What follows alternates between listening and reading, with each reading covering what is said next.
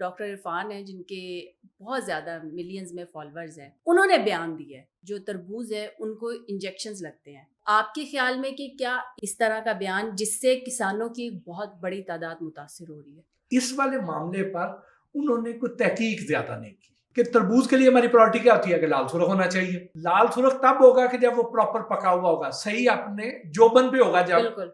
उस वक्त लाल होगा। जिसकी प्रोडक्ट की शेल्फ लाइफ 4 से 5 दिन है, तो वो उसको सुई मार के उसकी शेल्फ लाइफ कम करके तो 4 से 5 घंटे कर दे। अपना नुकसान अपना नुकसान क्यों करेगा कोई? इंजेक्शन लगाना है उसने, तो उसने रंग ने इस तरबूज पे भी, इस छिलके पे भी असर डालना है। तो कभी आपने ऐसा तरबूज खाया है कि जिसके छिलके भी लाल हो? हमें ऐसी बात नहीं करनी चाहिए कि जिससे हम किसी की रोजी पर लात मार दें। तो उनके पास अगर ये तरबूज की फसल थी तो उसके साथ इस तरह की बात करके हमने उनके साथ कितना जुल्म किया। वो लोग डरे हुए हैं। ये वो लोग हैं जो डॉक्टर अफान साहब पे ट्रस्ट करते हैं। क्या तरबूज के अलावा किसी और फल को लगता है इंजेक्शन? हाँ, इंजेक्शन जो है खरबूजे और गर्मे को लगा। वो फल फरोश के शर्तिया मीठे ने पाई जी साढ़े को। तो शर्तिया मीठे उसी सूरत में मुमकिन है कि अगर उसने खुद मीठे किए हुए। अस्सलाम वालेकुम जी, मैं हूं अरूसा खान और मेरे साथ इस वक्त मौजूद हैं मोहसिन भट्टी साहब और इनसे हम आज बात करेंगे तरबूज के मामले पे। सर कैसे हैं आप? बिल्कुल ठीक ठाक। बड़ी मुश्किल से टाइम दिया आपने लेकिन बहुत शुक्रिया।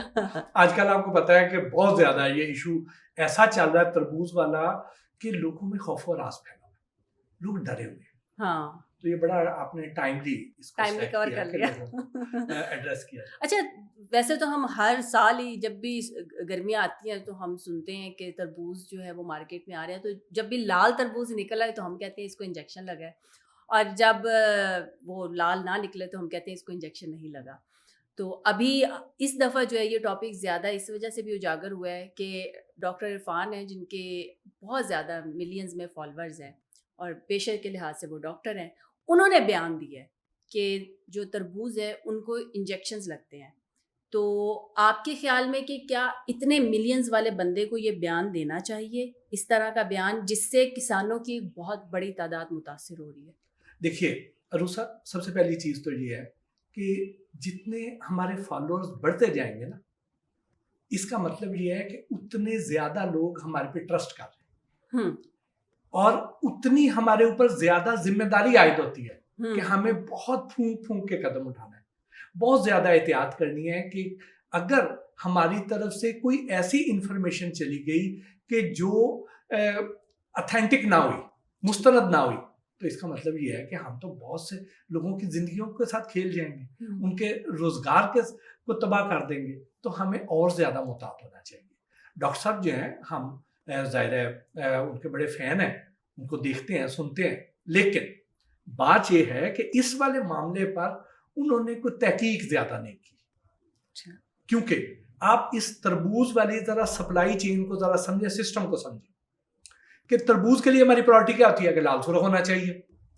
और लाल सुरख तब होगा कि जब वो प्रॉपर पका हुआ होगा, सही अपने जोबन पे होगा, जब उस वक्त लाल होगा। अगर उससे उम्र थोड़ी ज्यादा होगी तो गलना शुरू हो जाएगा, उससे थोड़ा कम होएगा तो फिर वो उसमें सुर्खी कम होएगी, सफेद निकलेगा। तो इसलिए सही पका हुआ होना चाहिए। अब ये इसको चूंकि जो है 3 से 4 दिन लगते हैं खेत से लेकर हम तक पहुंचने के लिए। एक दिन तोड़ना है, उन्होंने गाड़ी लोड करनी है, ट्रक लोड करना है, एक दिन ट्रांजिशन पे लगना है, उसके बाद मंडी आया, फिर रिटेलर के पास आया, रिटेलर के पास भी उसने 1-2 दिन स्टे करना है। तो अब अगर बिल्कुल पका हुआ खेत से उतारेंगे तो वो तो जब तक 4 दिन में हमारे पास पहुंचेगा तो वो तो गल चुका होगा। तो इसलिए उससे 1 दर्जा पहले उसे उतारा जाता है। अच्छा, बिल्कुल मुकम्मल पकने से 1 दर्जा पहले उसे उतार के तो ट्रक में लोड करके भेजा जाता है, ताकि इस हीट में, इस हिद्दत में वो अपने कुदरती अमल के जरिए पके और लाल सुरख हो जाए। अब अगर वो उसको उस दौरान को ठेस पहुंच जाए, क्योंकि नॉर्मली इतना वजन होता है 8-10 किलो का, 6 किलो का, 10 किलो का, तो अब वो अगर उस पर कहीं दबाव आ जाए, तो आपने देखा कि तरबूज आप काटेंगी तो उसमें से गला हुआ निकलेगा। हम कहते हैं कि इसको इंजेक्शन लगा, ये गल गया। अच्छा, अब वो जो दबा हुआ होता है, उस दबाव में वहां पे ये नहीं होता कि उस दबाव में उसने पंचर नहीं हुआ हुआ, अभी उसको कोई कट नहीं लगा हुआ, एयर टाइट है मुकम्मल, ठीक लेकिन है। उसके बावजूद अंदर से वो गर्म है।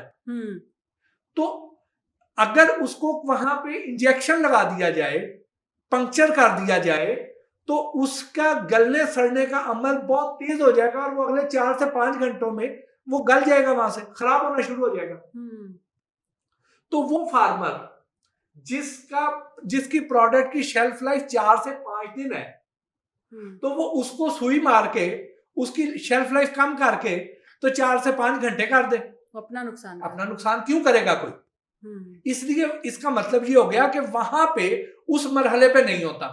अच्छा। ठीक, उसके बाद आ जाए, अगर रिटेलर के पास आ गए, उस फल फरोश के पास, वहां पे अगर किसी ने उसको इंजेक्शन लगाना है, तो मुझे ये बताएं कि ये जो हमारा तरबूज है, क्या तरबूज के अंदर कोई कंप्यूटर फिट है, कोई ऐसी उसके अंदर कोई चिप लगी हुई है, कोई ऐसा उसके अंदर कोई ऐप इंस्टॉल्ड है कि जो उसको ये कहे कि जी ये तरबूज का ये जो छिलका इतना मोटा है, ठीक, कि तूने इस तक जो है नहीं रंग पहुंचाना, सिर्फ अंदर वाले गुद्दे तक महदूद रहना है।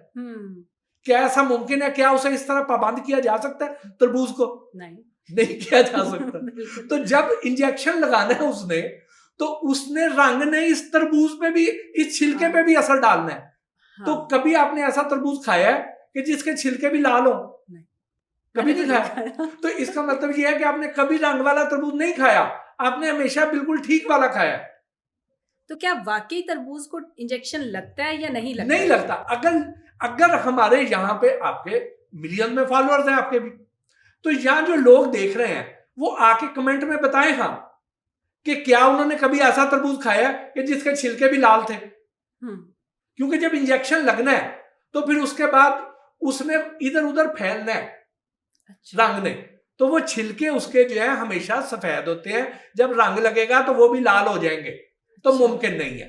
तो इसलिए खुदारा हमें ऐसी बात नहीं करनी चाहिए कि जिससे हम किसी की रोजी पर लात मार दें। देखिए अरूसा, आपका ताल्लुक एक जिम्मेदार घराने से, ठीक, तो वहां पे इस वक्त किसान पहले ही रो रहा है, उनकी गंदम जो है आधी कीमत पे भी नहीं बिक रही है, लोग परेशान हैं।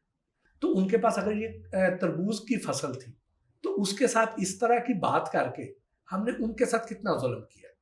उनकी तो ये क्रॉप जो थी, जो कैश क्रॉप थी, वो तो इस वक्त टके टोकरी हो गई। लोग यहाँ पे फल फरोश के पास जाते हैं और उससे तरबूज नहीं खरीद रहे हैं, वो लोग डरे हुए हैं। ये वो लोग हैं जो डॉक्टर अफान साहब पे ट्रस्ट करते हैं, तो इसलिए डॉक्टर साहब पर ज्यादा जिम्मेदारी आयद होती है। अच्छा, क्या तरबूज के अलावा किसी और फल को लगता है इंजेक्शन? हाँ, इंजेक्शन जो है खरबूजे और गरमे को लगाते हैं। अच्छा, ठीक। अच्छा, अब उसमें तरबूज के लिए हमारी जो शर्त होती है, हमारी जो ख्वाहिश होती है कि तरबूज लाल सुर्ख होना चाहिए, लेकिन मीठे की इतनी, दिल हमारा जरूर करता है कि मीठा भी हो, लाल सुर्ख और मीठा भी हो, लेकिन अगर वो उसमें उतनी मिठास नहीं भी है ना, लेकिन लाल है, सही पका हुआ, तो हमारे लिए वो काबिल कबूल होता है। लेकिन खरबूजा हम फीका नहीं खाना चाहते, गर्मा हम फीका नहीं खाना चाहते, और वो वहां पे ये कहता है वो फल फरोश के शर्तिया मीठे ने पाई जी साढ़े को।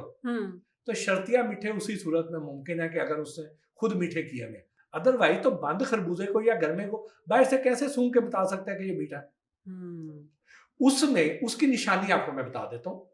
अब जो खरबूजा या गर्मा है, उसका जो छिलका है, उसका और अंदर गूदे का रंग एक जैसा होता है।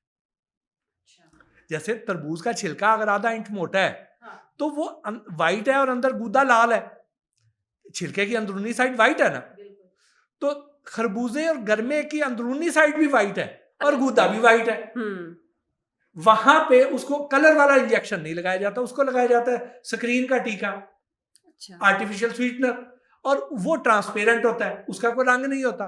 वो लगाएंगे तो उससे ये होगा कि आपने कई बार खरबूजा खाया होगा, तो आपने देखा होगा कि वो एक साइड से मीठा है, एक साइड से फीका है, और जिस साइड से मिठास ज्यादा है उस साइड पे वो गल भी रहा है, क्योंकि गलना उसने है और बड़ी तेजी से गलना है, तो इसलिए उस साइड पे नरम होगा, गला हुआ होगा, और वहां पे मिठास भी ज्यादा होगी, कंडेंसेशन होगी, तो इसलिए उसको जरूर लगाया जा सकता है, लेकिन इसको नहीं लगाया जाता।